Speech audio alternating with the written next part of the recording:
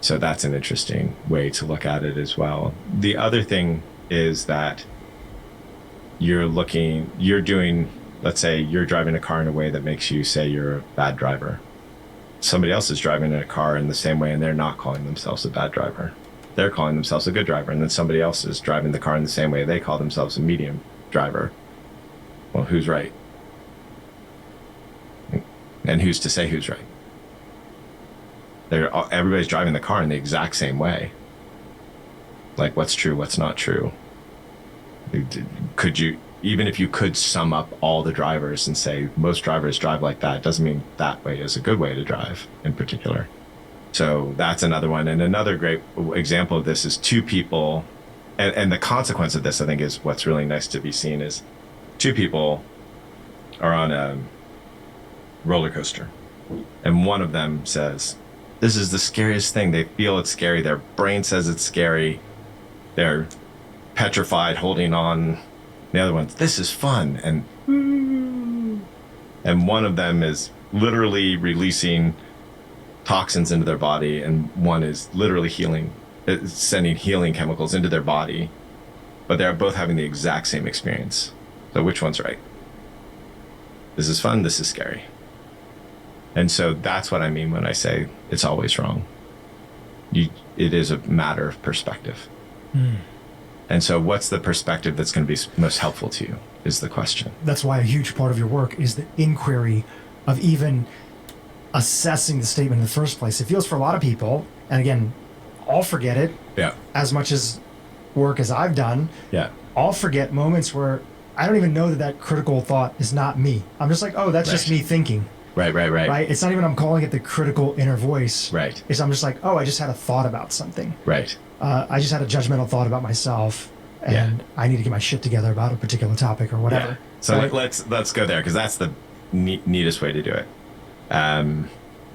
So if it's your thought and it's you, then you should be able to stop your thoughts. That didn't last very long. Yeah. So if they're yours, you should stop them. You can't even stop them. You're definitely also not deciding what your next thought is going to be. Yeah, you're not choosing it on purpose. You're not choosing it on purpose. So how is it yours? How are you responsible for these thoughts? How can they be you? And also they change.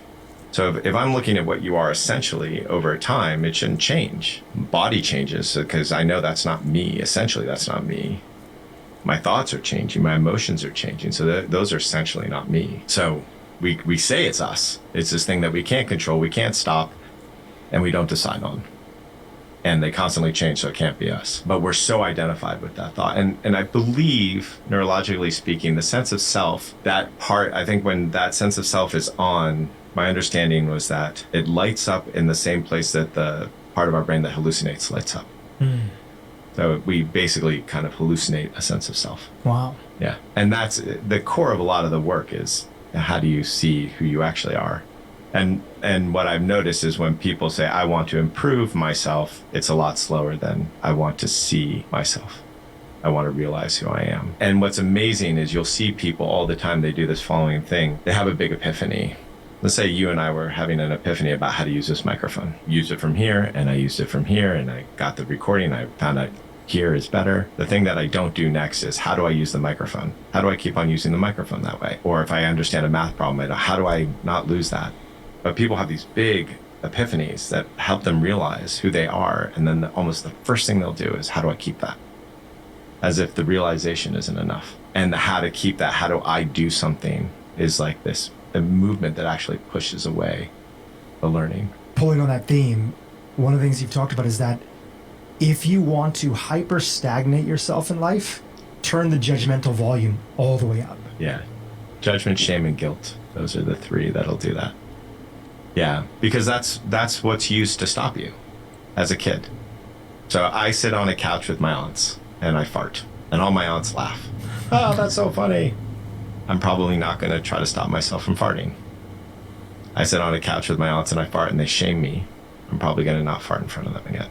And I'm going to stop that expression or that movement happening in my system. So shame, judgment, and guilt are built to make us not. That's their purpose, is to make us not feel.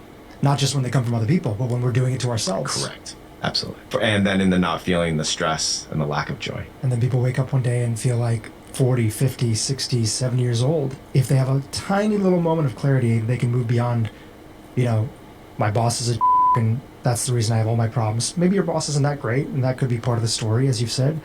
Or my partner doesn't, hear me out or doesn't love me in the way I want to. Okay, great. That might be part of the story. There might be some things to improve. But if they can move a little bit beyond that and they can get a little glimpse of their life, they're left with themselves and feeling like, why is this all happening to me? Why am I causing all this? Yeah. Like, this can't be the purpose of life. There's a great saying about that, and I don't know where it comes from, but it is, at the beginning, other people are responsible for your problems. In the middle, you're responsible for your problems. In the end, nobody's responsible for your problems. And it doesn't mean that you aren't taking responsibility for them, but you're not blaming yourself anymore. I feel like that's the path. And that second part is this incredibly important moment of, oh, okay, I'm 40, 50, 60, 70 years old. I got everything I wanted and I'm still miserable. I mean, because of my job, I get to see that a lot, right? I get to see people who have billions of dollars and they're not happy. It's like that Chinese proverb. I think it's, there's two big teachers in life: going after something and not getting what you want. And then there's another one, even more profound, which is exactly what you said: going after something, getting it, and realizing you've climbed up somebody else's ladder. Yeah. This wasn't the thing that you wanted. Yeah. In the first place. Yeah. Both really important. And something that we will all feel. And if we can, partly what I'm feeling that I'm synthesizing from diving into your content over the last, couple months since we got introduced, is that these can be important moments in our life, things that we can use to further our growth. You talk about, business can be one of the biggest spiritual teachers in life. Relationships can be one of the biggest spiritual teachers in life. If we allow ourselves to go through these things where it leads to maybe some sort of layer one level of disappointment, unhappiness, discomfort, whatever it might be, if we can allow ourselves to feel fully what's there, a whole landscape of freedom could be on the other side. If we don't, we're stuck and trapped in the thing that hasn't been working for us for a long time. Even if the word freedom, a lot of people can use that in a lot of different ways, but freedom is literally, do you have the option right now to be the way you want to be? That's the question. So, like, how do you want to be right now? I'd ask all your viewers.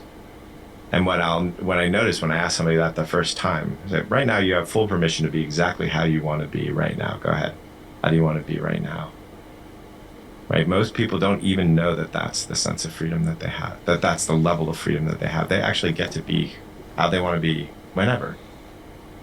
But somehow or another, there's this convoluted set of thoughts and repressed emotions that prevent it. I've heard you say that before, but hearing it right now in this moment is very profound. So I'll just, could you just repeat it one more time for our audience? Yeah. It's the way I would typically do it is I would ask it more than once, but I'd say, how do you want to be right now? And then so for the people who are listening, they can answer. Yeah, but you wouldn't even it's not an answer in words. It's literally in the way you're being. Yeah, just be that way. Be that way. Yeah, it's a really profound practice. If you ask yourself that question 20 times a day for a couple weeks, you'll feel a significant difference. So right now, if you were to ask me, I say I want to be present. Not like I would be answering to you, but the feeling, the synthesis of those feeling into word. Yeah. I want to be present with my guests. I want to present my guests in the best light for my audience to receive all the wisdom that they have. I want to, and for me, so those are some doing. The first one, the present, is a sense of being. Okay. So if I would say the beingness, I want to be a great listener. Yeah. And allow the conversation to unfold the way that it is meant to or needs to unfold. Yeah, that's the thing, is oftentimes we'll immediately go from how do I want to be to what's the result I want. Yeah. So and oftentimes you understand something that a lot of people don't understand, which is how do I listen actually defines your world a lot more deeply than what you say. Right? Most people, if you listen to them deeply, they want to be around you. They'll tell you things that they don't tell anybody else.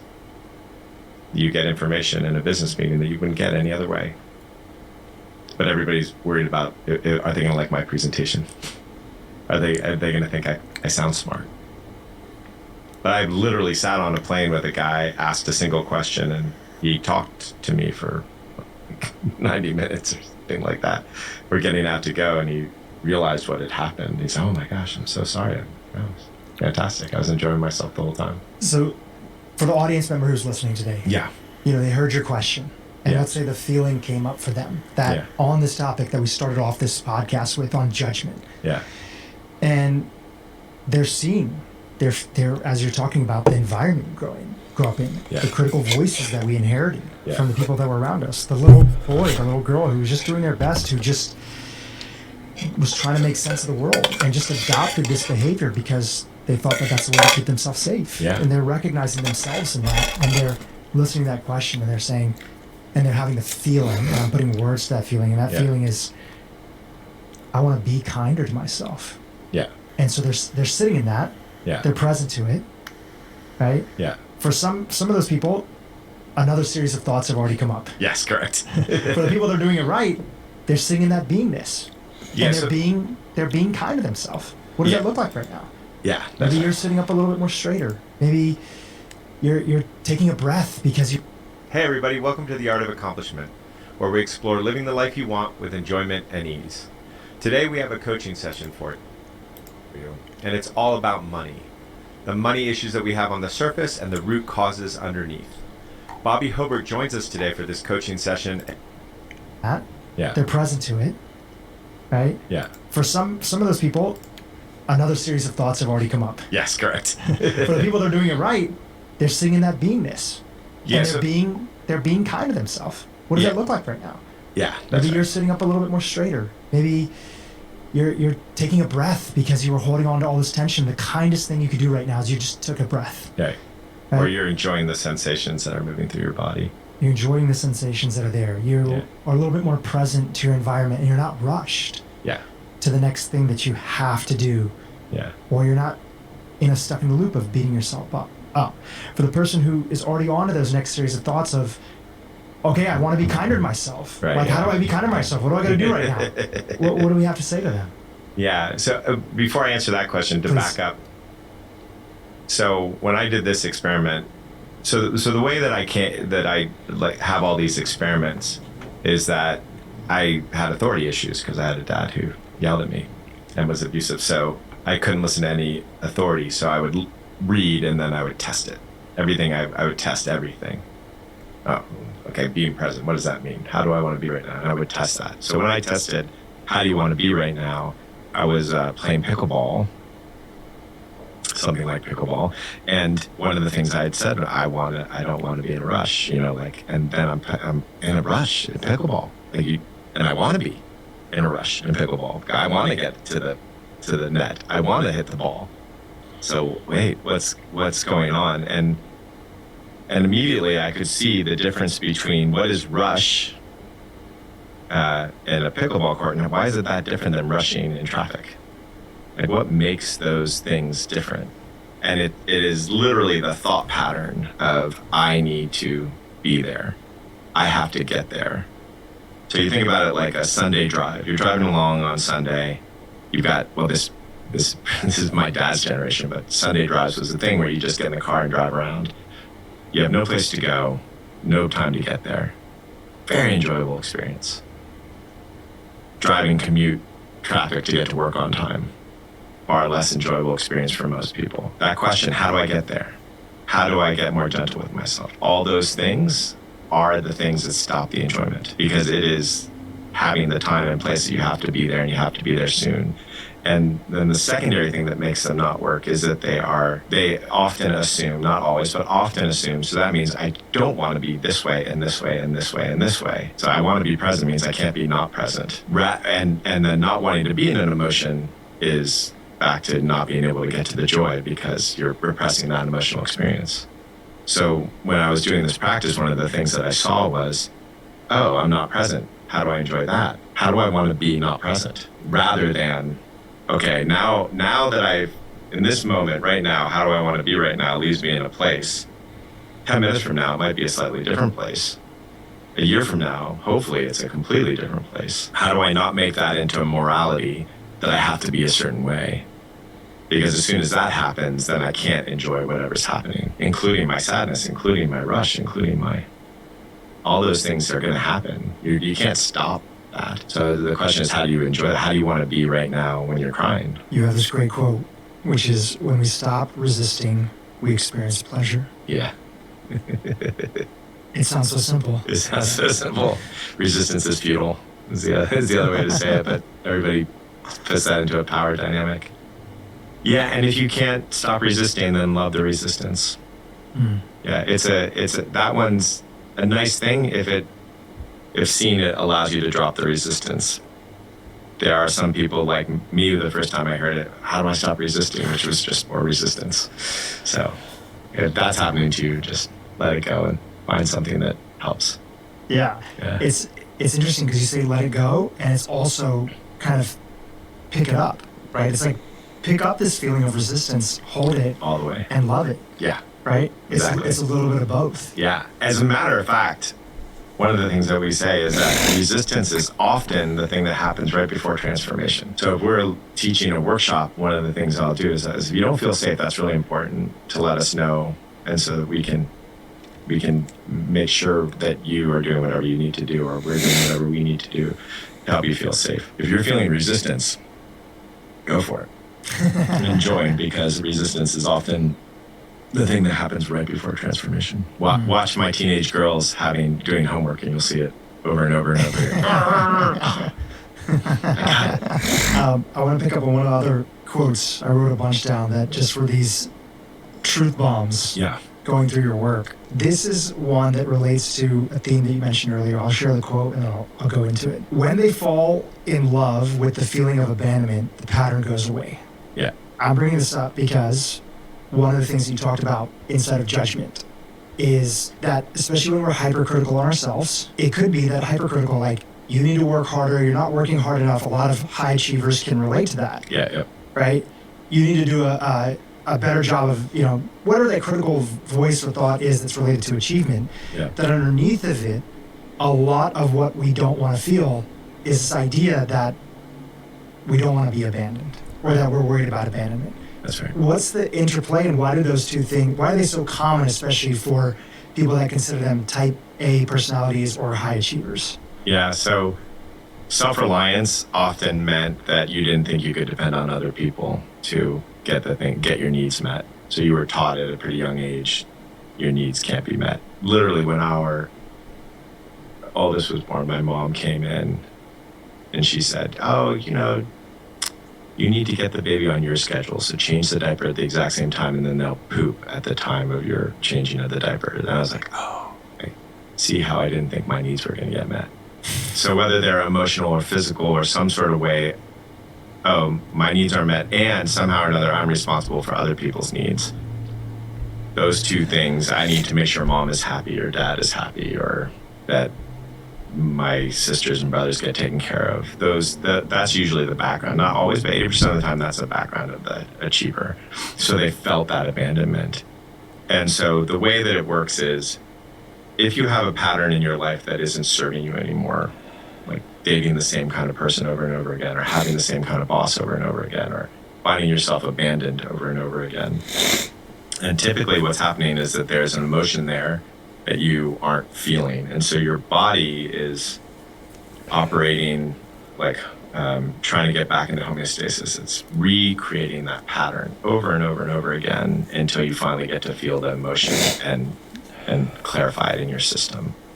And so what I notice is when we're moving people out of decades-old patterns, one of the things, they're usually ashamed of it. That's what keeps it stuck. And if they feel the emotion that they've been avoiding in that pattern, then the pattern goes away. So for me, emotional abandonment was a big deal with an alcoholic father. And everything that I did to avoid it, I invited it in. So I call that like the golden algorithm is what we call that. And so what that looks like is, I'm scared you're going to emotionally abandon me. I don't want to feel that. So move number one, I just get hard and tense, which makes you want to run away because that's how I'm trying not to feel it. Move number two is get needy. oh, can I help you? Can I da-da-da? Like, how can I get you to stay? Which also makes people want to go, ugh, yuck, move away. So the way in which we try to not feel the thing is the way that we invite it. So any emotion, you can notice any emotion that you're trying to not feel, you're inviting it in the exact way you're trying not to feel it. Yeah. It's so cool. That's huge. You got to say that one more time. Yeah. Because that right there, that was one of the first big takeaways that I took from you. Yeah. And it's not that I hadn't heard some version of Right. that, but I want to give you so much acknowledgement that the way that it was all pieced together, it clicks sometimes. So Yeah. would you mind repeating that? No problem. The emotion that we're trying not to feel, we invite in the exact way that we're trying not to feel it. Take any emotion Any emotion you're that trying people not are to trying feel. to resist. Yeah. Look at the way you try to resist it, Yeah. and then notice how that invites it into your world. So you were giving the example of abandonment. Yeah. Can you give another example Sure. that Any can connect emotion. with people? Yeah. Well, That they- let's try one with you. What's Yeah, an emotion? please. What's an emotion that you? I mean, abandonment is probably one of the main ones. Okay. And so when you notice that you might get abandoned, what's your reaction? I definitely go into the zone of I got to figure everything out by myself. So I'll isolate from other people. Right. So you already did it. You isolate, which is abandonment. Yeah. It's just that quick. And that we actually have a prompt. And we put it on LinkedIn the other day. We have an AI prompt where you can put this in and then it asks you the questions and it shows you how wow. you're doing it, which is pretty cool. But yeah, there's, even if you don't do abandonment, let's say you're trying not to feel angry. This is a kind of a classic one. I don't want to feel angry because, let's say, mom abandoned me when I was angry, or somebody always got angrier at me when I got angry. And so I'm not going to get angry. So what do? Typically when people don't get angry, they get a little passive aggressive. They do a little guilt trippy. They do little pokes. And then that gets people angry at them, which usually brings up the anger more in the person. This is another great example. But it's literally I've done this with thousands of people So and simple. marked it out. It's really consistent. That's kind of fun. It's powerful and a little bit disarming for people, I'm sure, to see it. It's Yeah. like, wow, I'm a child. Yeah. And I don't mean that in a negative way. Right. Yeah. Right? I'm a child. I am saying, okay, you don't love me. I'm going to, run away or Yeah. do this or do that.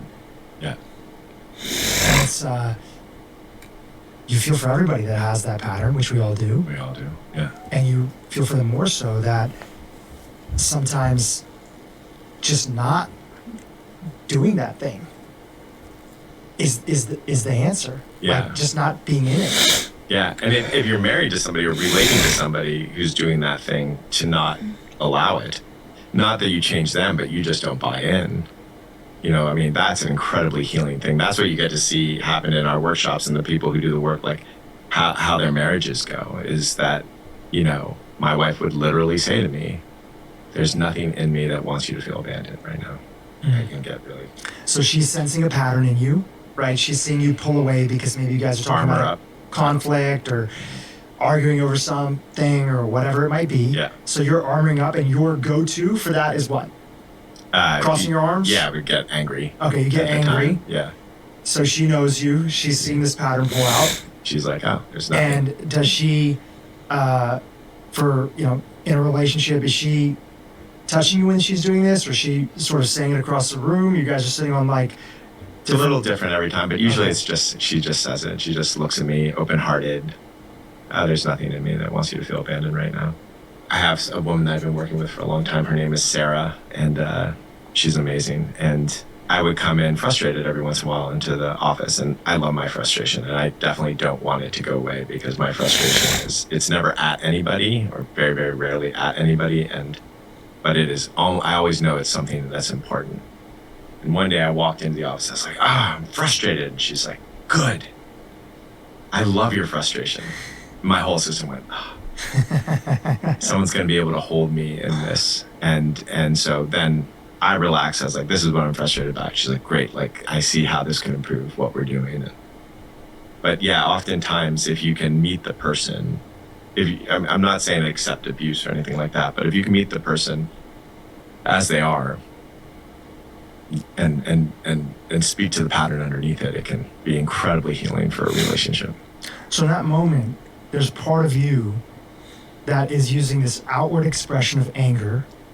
You might have forgotten about it temporarily, even though you teach this work, just as we can hear this podcast and we'll forget about it the next moment and get stuck in our stuff. Yeah. But your wife is seeing that you're projecting, is that the right word? Or you're projecting. Yeah. You're using anger as a way to say, nobody loves me, I'm on my own. But anger is an old one. I would say the new, let me think about what a recent one is. When we do retreats, often I will rush.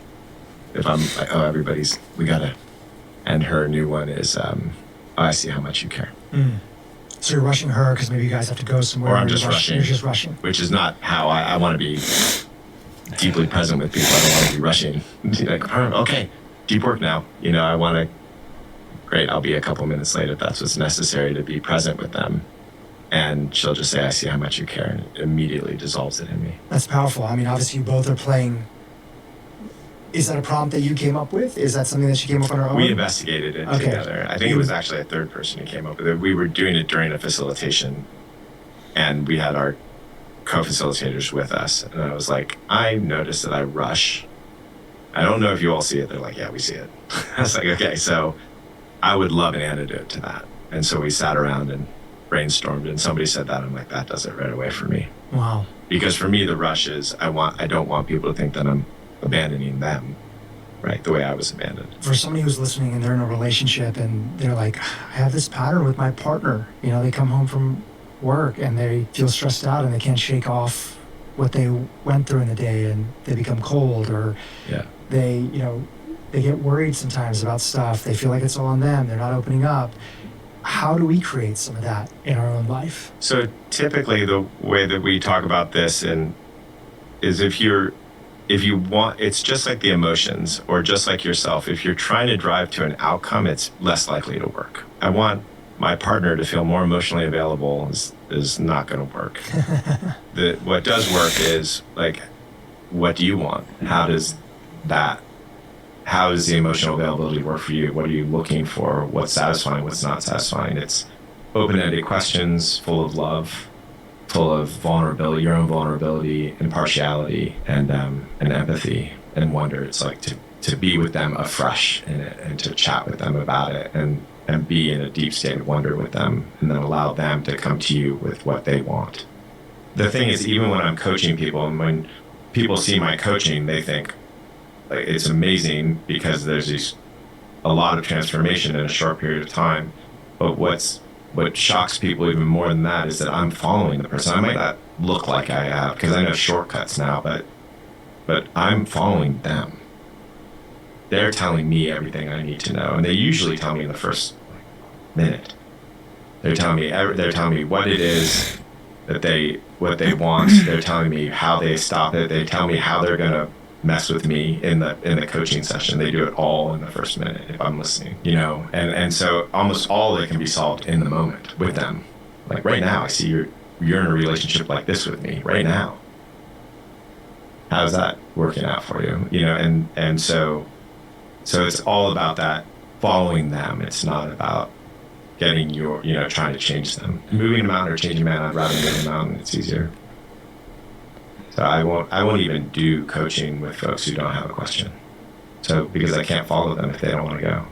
Yeah, it's an important insight. So much of modern day relationship, I'm sure it's been this way for a while, but maybe magnified in more modern day, is stuck in sort of people trying to get to an outcome and using some version of their shadow side to manipulate each other to get to that outcome. Totally. That's what it is. Yeah. And nobody's happy with that. Nobody wants that. We don't feel good when we feel that somebody's trying to manipulate us. Right. It doesn't feel good. Right. And yet, so many people feel stuck in a relationship because they never were. Is it as simple as they were just never given the tools and they never saw a lot of healthy relationships around them, so they just don't know? Is it that simple? It's that simple to explain how it got there. Yeah, it's not that simple to fix it. Yeah, exactly. Yeah, I think very few of us got unconditional love for who we were.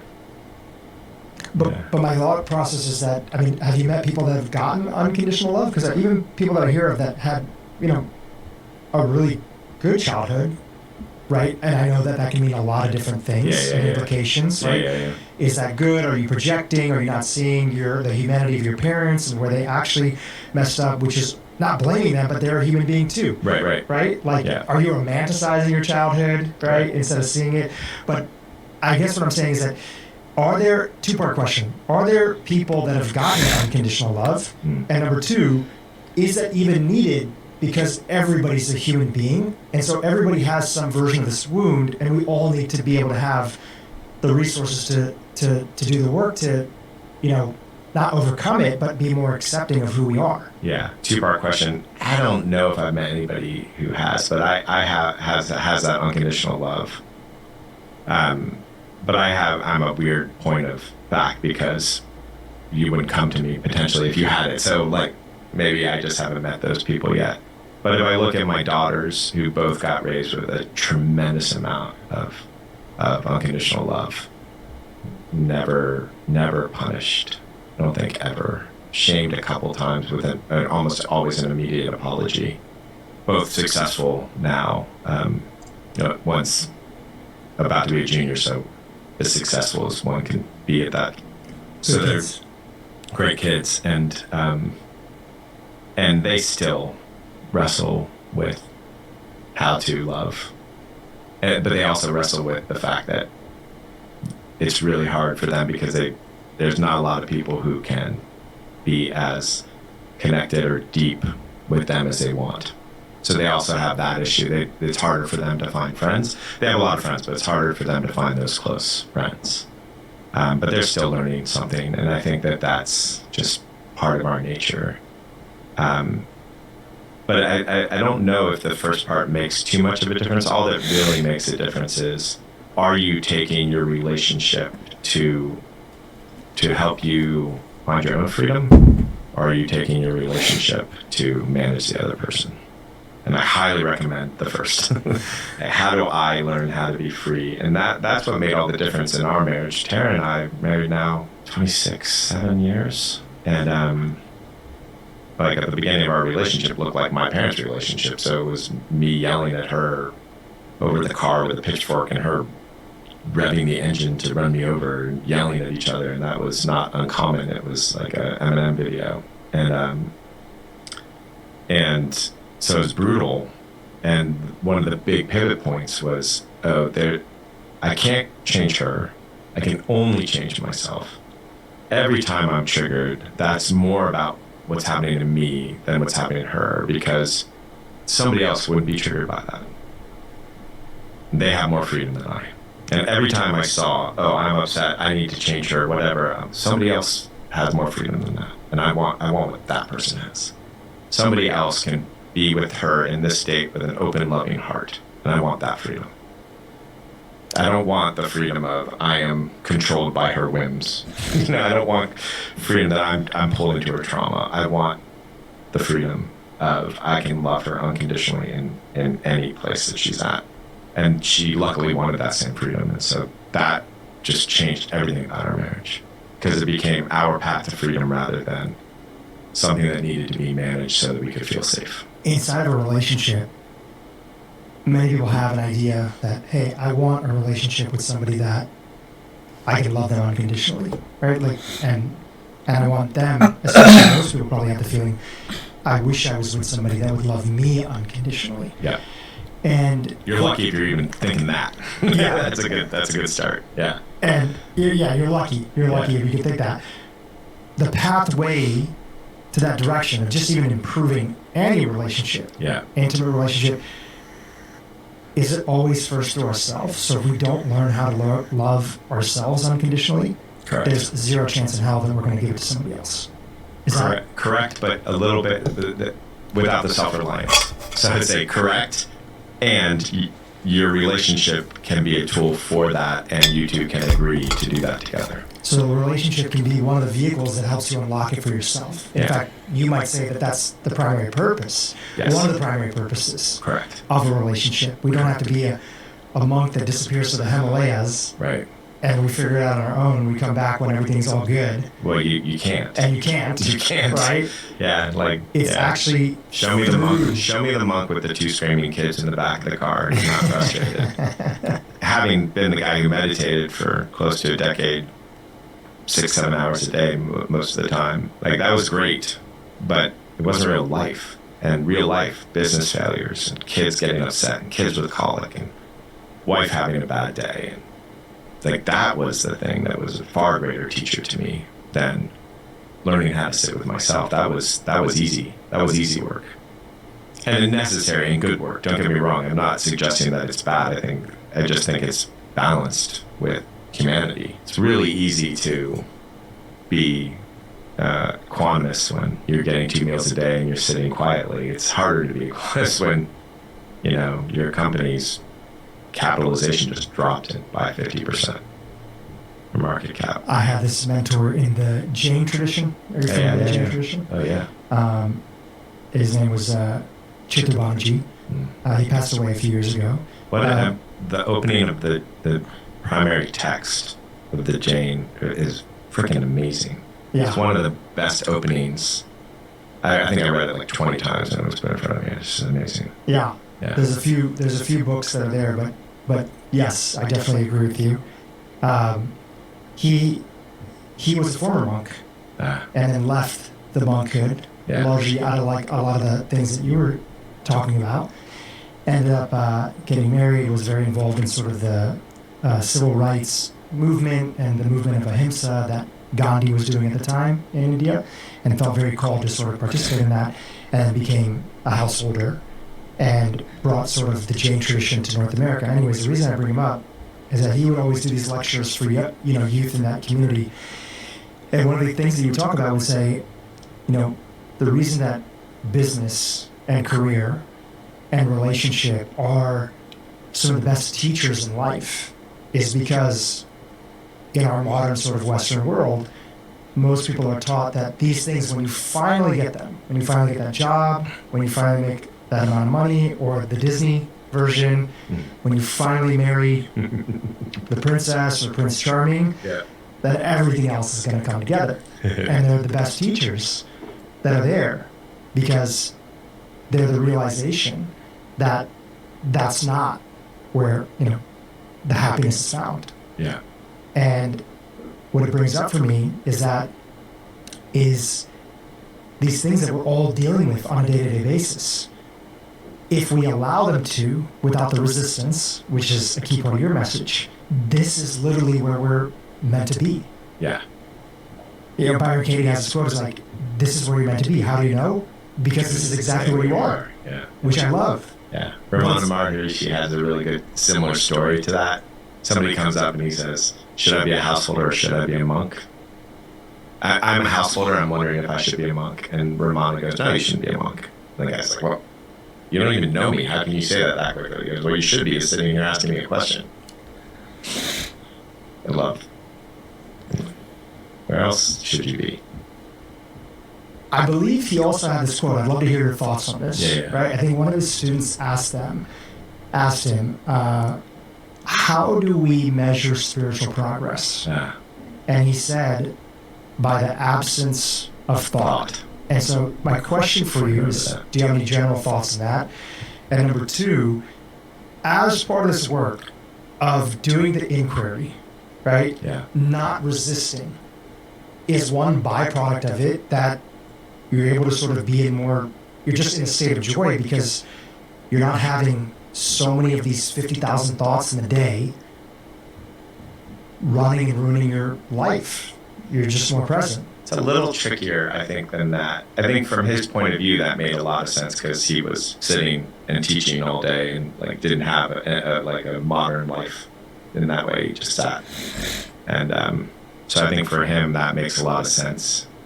I think one of the ways to measure, particularly development of the prefrontal cortex of the human part, is the reduction of, I wouldn't say thought generally, I would say the reduction of repetitive thought, particularly repetitive critical thought. And I would just probably just say repetitive thought, because oftentimes positive thoughts are a way to, you can do it is a way of saying, I don't actually believe you can do it, so you need a pep talk. So there's a little bit of a trick in there, but generally those repetitive thoughts going down, I think, is a mark of progress in the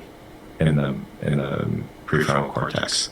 I think not believing your thoughts is also a mark of that, but I don't think it expresses the movement of the heart or the movement of the gut. The movement of the heart is just the emotional fluidity, how easily does it all pass through you, and the movement of the gut is how much pleasure you can take. You've talked about some of these themes, but I just want to put it together. You share this in your Breaking Free of the Matrix protocol video. We've already talked about a lot of these themes that are there. But I think it's helpful to bring it back to a little bit of that structure here as we continue. What is the Matrix? Yeah, so this is the golden algorithm. This is the exact thing of the golden algorithm. And it's basically how we trap ourselves by trying to avoid our emotions, how we trap ourselves in emotions by trying to avoid our emotions. So that was what we were talking about, is like we are creating our own reality that traps us. Yeah. So step one was notice any emotion that you're avoiding. Yes. Step two was notice how you're avoiding the feeling. Yes. Right? And then step three, which I'd love to expand on a little bit, is notice how that avoidance actually brings that emotion to you. You shared about it a little bit earlier. Yeah. We talked about it in the context of abandonment. Yes. We also, I think there was another couple of examples that you shared as well. Yeah. Would you mind, give us one more example inside that space, something that you see a lot of people dealing with today. Yeah. Let's use anxiety. So oftentimes, and there's a lot of ways that people can avoid anxiety. But I was sitting with a woman today, and she's like, how do I get rid of my anxiety? And my answer is always the same, which is you don't. You love your anxiety. You go towards your anxiety. You feel everything that the anxiety has to offer. But let's take a look at it. So what do you do when you're anxious? Oh, I start doing my to-do list. Cool. And so if you have a day where you're just in your to-do list all day, how do you feel at the end of the day? I feel like wound up and I have a hard time getting to sleep. I'm like, so by doing your to-do list to get away from anxiety, you get more anxious by the end of the day. I have an example of that in my personal life that I'll share a little bit. I got my wife's permission to talk about this beforehand. Cool. Good. I was playing. How long have you been married? I've been married now for 3 years. Awesome. Yeah. Congratulations. Thank you. Yeah, I've been married 3 years now. Yeah. And my wife's amazing. Shout out to her, Yasmin. I would notice sometimes that when she was in her I have to get things done. Yeah. The immediate thing would be, especially if we're at home, if she feels stressed out, there's a lot of stuff for us to do. Yeah. She would go and immediately sort of empty out the dishwasher, like something task oriented, right? Just to start to sort of scratch that feeling of like, I feel behind. Yeah. Is what we started to explore. Okay, what do you feel right now? Yeah. Okay, I'm feeling behind. Yeah.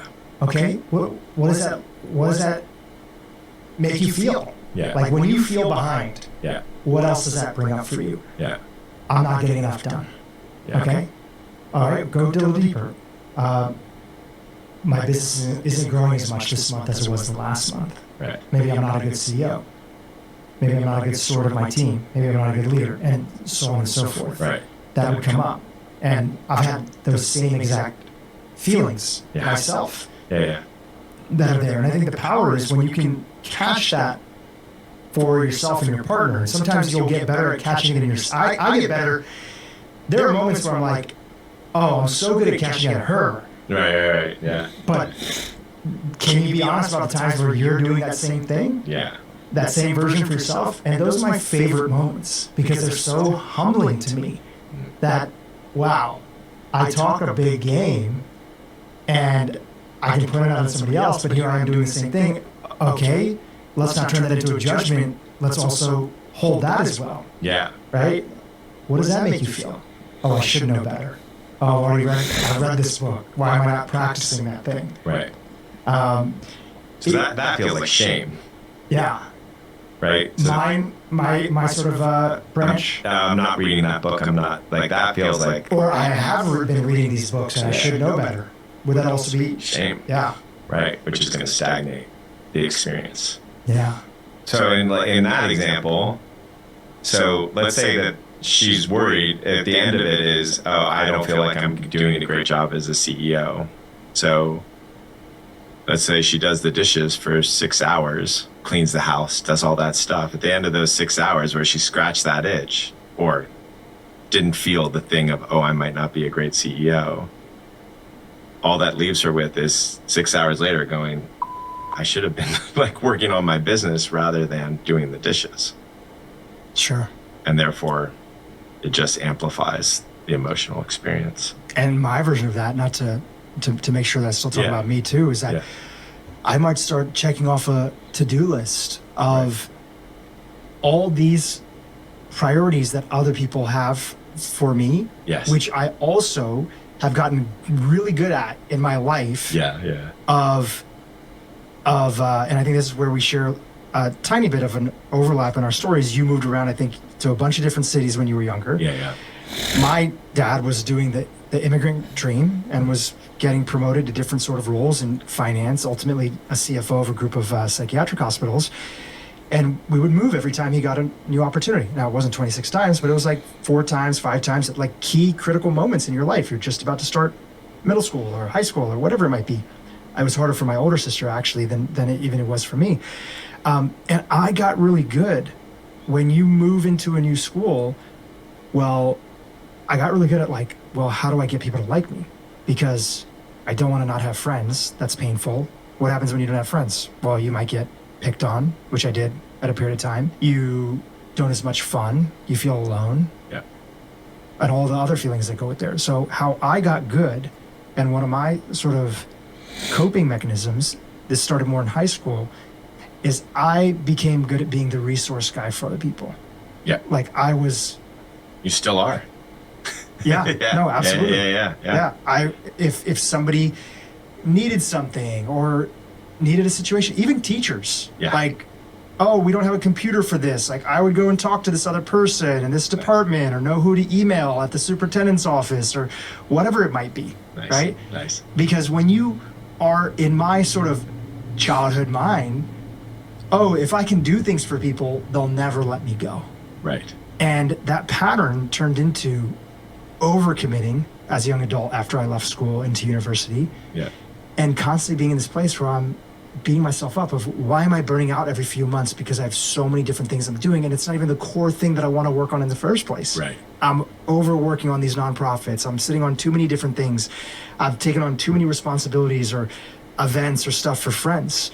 And that was one of the main drivers in my life that was not only driving unhappiness, but my health was taking a huge toll during that period of time. And I have enough insight to know that has helped me avoid the extreme versions of those things. But today, if I feel stressed, I have to really sort of say, how am I playing out that emotion? And it's, oh, let me do all these things for other people because at least I have control that the people around me won't abandon me. Right? And that doesn't feel good because just like you were talking about the example with your with my wife. And okay, you can do 6-hour dishes and that doesn't help you get any further in being a better CEO. I can do 10 hours of work for other people and planning and following up and connecting and other things, which all from the outside may look very benevolent. People even tell me a lot of times, dude, you're so selfless. Look at all these things that you do for other people. Right? And in these moments of truth, especially with my men's group that meets on a weekly basis, I'm like, dude, it may look great, but there's plenty of times that I'm doing it to completely avoid a feeling that I don't want to feel inside.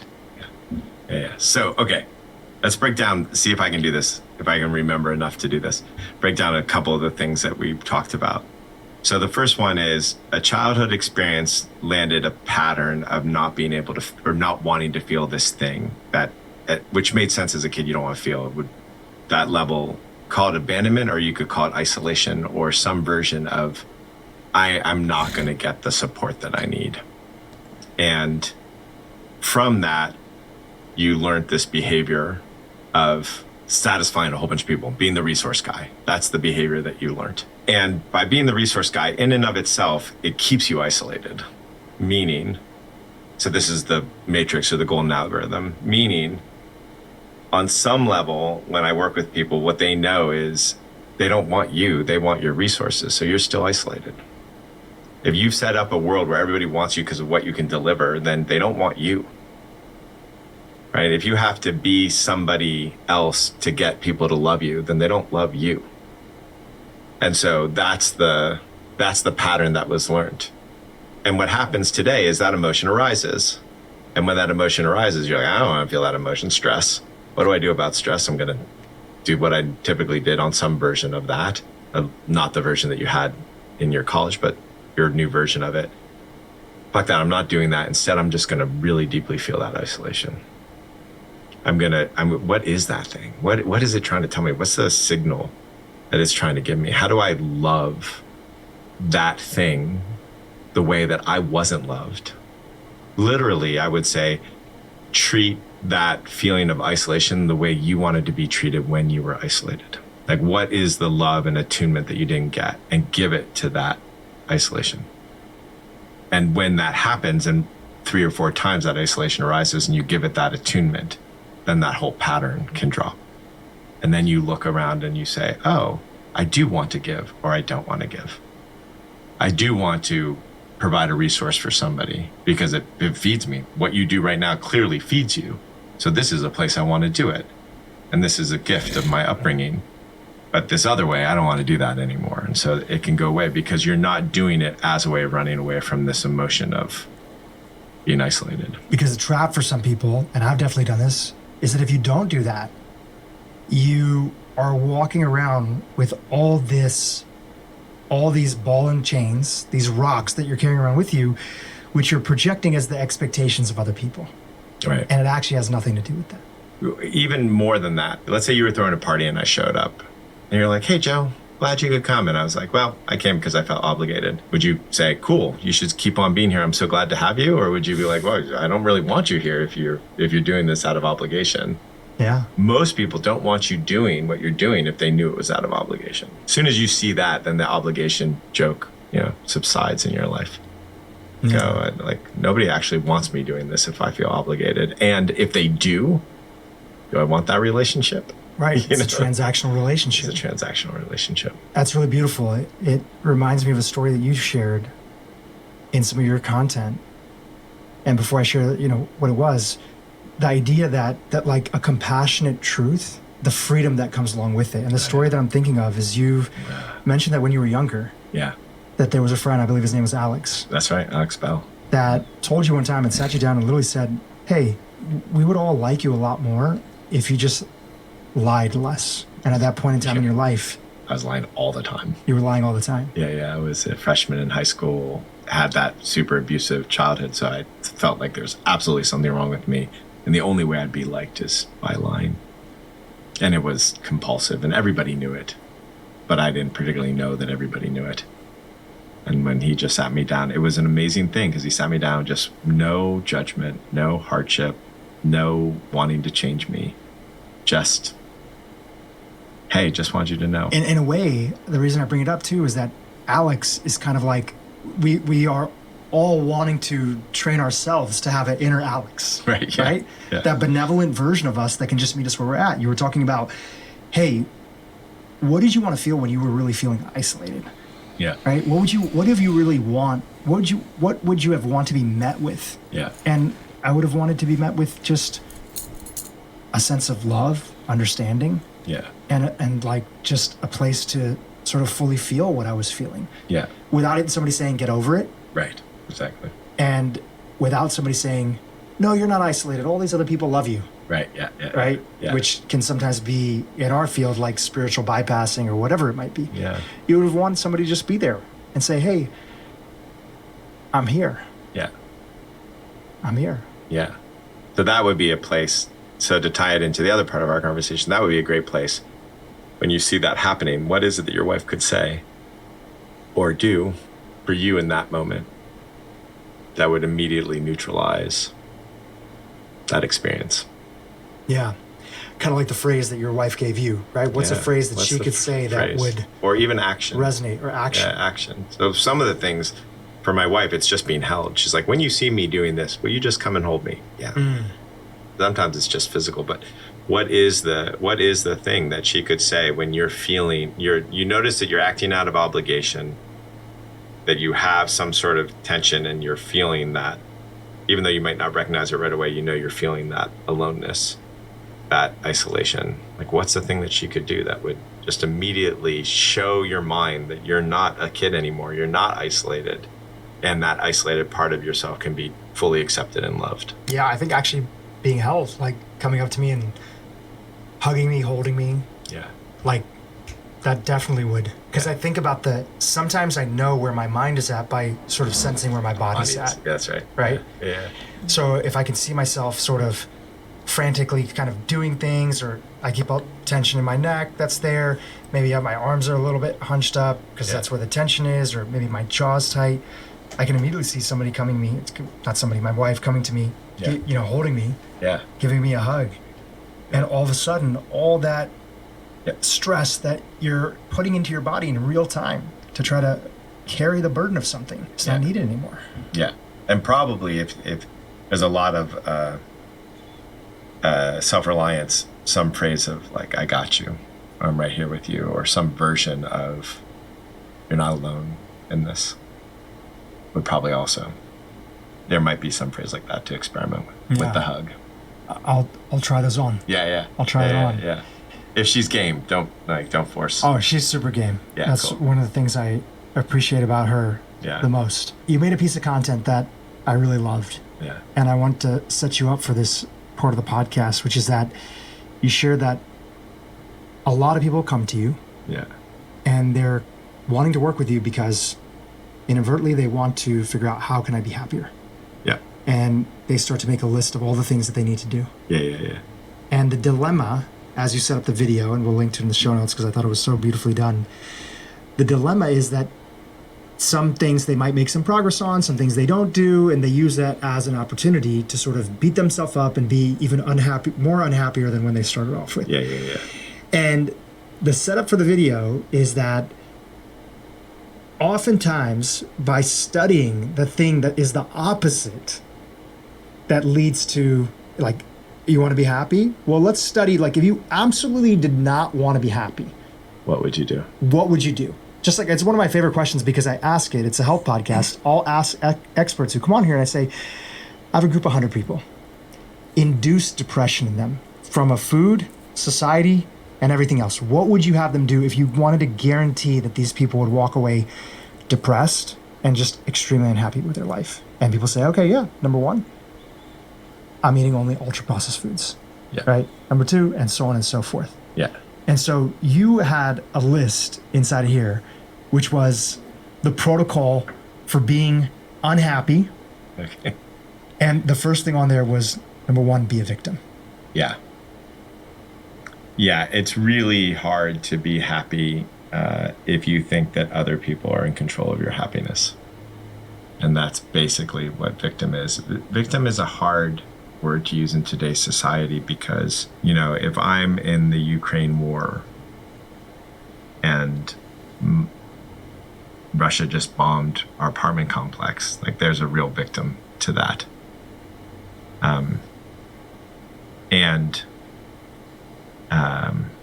In South Africa, the Mandela was put into a camp and told to break rocks. There's a real victimhood to that. So I'm not talking about that. I'm talking about the mentality of, oh, poor me, I don't have control. I'm not empowered to change something, as compared to Mandela, who's like, oh, no, how I am with myself, that's always in my choice. I get to be how I want to be in this moment, and nobody can take that away from me. I'm speaking about that kind of victim. And so if you don't feel like you have choice and the world is the way it is, there's just no way that that's going to lead to happiness. And so that's and typically also people who have the propensity for that behavior, they also seem to freeze a lot when their emotions come into play. And so they're stifling their emotional. The more likely you are to feel that you're a victim and that it's everybody else is the problem. Yeah. Excluding out these extreme acts of violence and everything else that we're talking about, sexual abuse. Yeah. the more likely you are to do that, the more likely you are to be somebody that feels stagnant with your emotions. No, just that you're more likely to freeze as your fear response. So Freeze. fight, flight, and Got it, freeze. got it. And so there's a lot of, which is holding back your emotions in that moment. There's ways that other people hold back their emotions, but they're just more likely to freeze. So it also creates a lot of suffering. A phrase you've never heard is, I am so happy because everybody else gets to determine what I do. I'm so happy because, my society and my mom and dad told me how to be and I have to be that way. It's not a recipe for happiness. When I think about being a victim, I also think about like the law of responsibility. If it's 100% somebody else's fault, I can't do anything to change it anyway.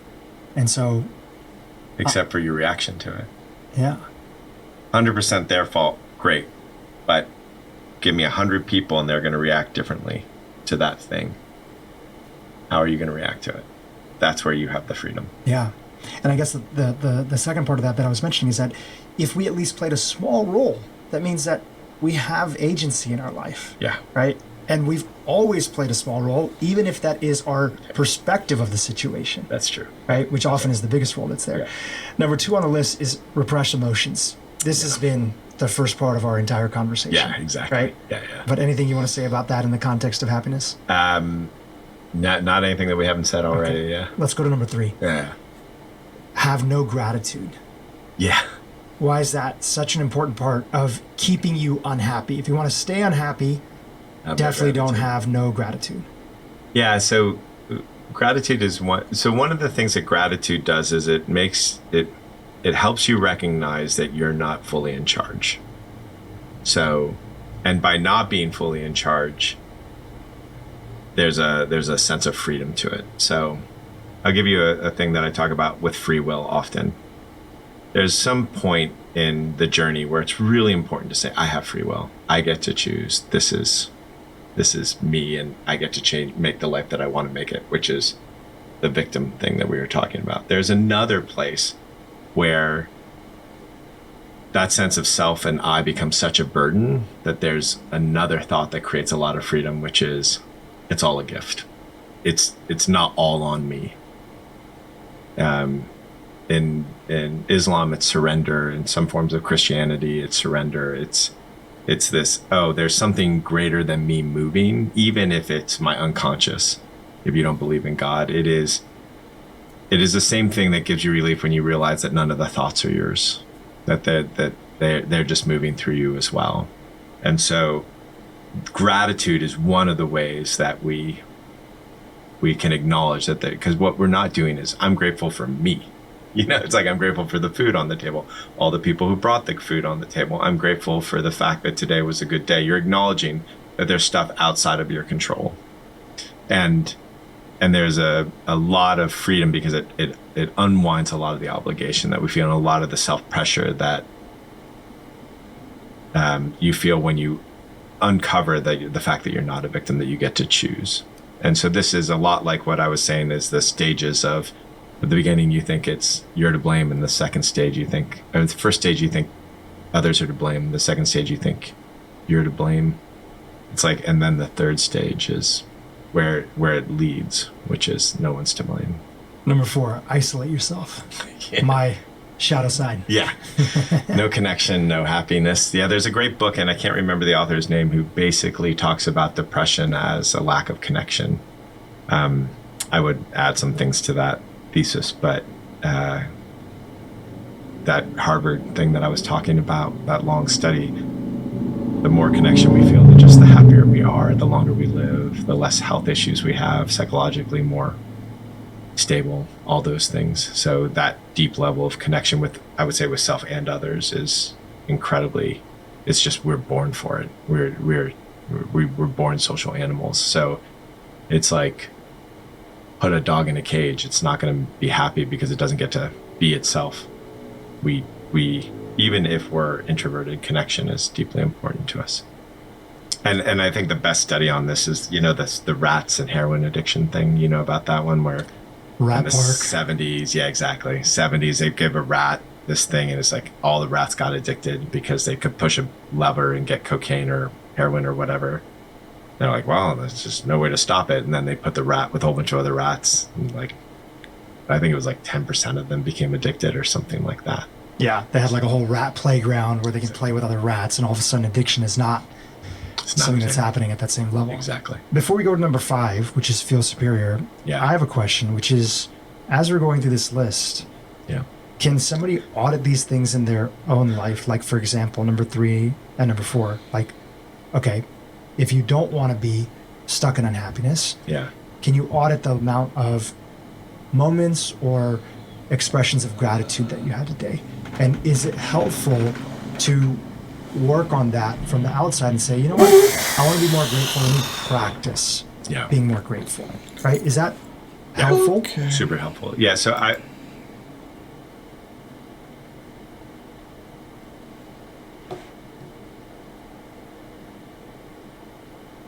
Back to trading.